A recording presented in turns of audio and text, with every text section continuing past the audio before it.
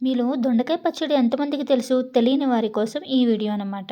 ముందుగా దొండకాయలు, ఇంకా టమాటాలు, పచ్చిమిరపకాయలు, వేరుశెనగ గుండ్లు ఇవన్నీ యేసుకొని ఆయిలేసుకొని ఒక కడాయిలో మగ్గబెట్టుకోవాలి. వీటితో పాటు కొంచెం మగ్గిన తర్వాత మనం వెల్లుల్లిపాయలు, ఇంకా కొత్తిమీర వేసుకొని బాగా మగ్గించుకోవాలి. మూత పెట్టుకొని మగ్గిస్తే త్వరగా మగ్గుతుందనమాట. సో, మగ్గితే ఇలా ఉంటుంది. వీటిని మనం చల్లార్చిన తర్వాత రోట్లో అయితే రోటి పచ్చడి లేకపోతే మిక్సీ పచ్చడి అనమాట.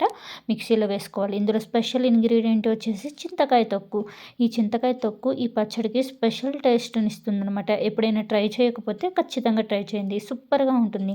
దీన్ని కచ్చా పచ్చాగా గ్రైండ్ చేసుకొని లాస్ట్‌లో టమాటాలు వేసుకొని ఈ విధంగా రెడీ చేసుకోవాలి. ఇప్పుడు దీన్ని చపాతీలో కానీ, దోస ఇంకా అన్నం వేటిల్లో అయినా కానీ కొంచెం నెయ్యి వేసుకొని అలా కలుపుకొని తింటే ఎలా ఉంటుందంటే అబ్బా! సూపర్‌గా ఉంటుంది. ఈ విధంగా ట్రై చేసి చూడండి. ఎలా ఉంటుందో కామెంట్‌లో చెప్పండి. మరి మీరెలా చేస్తారు?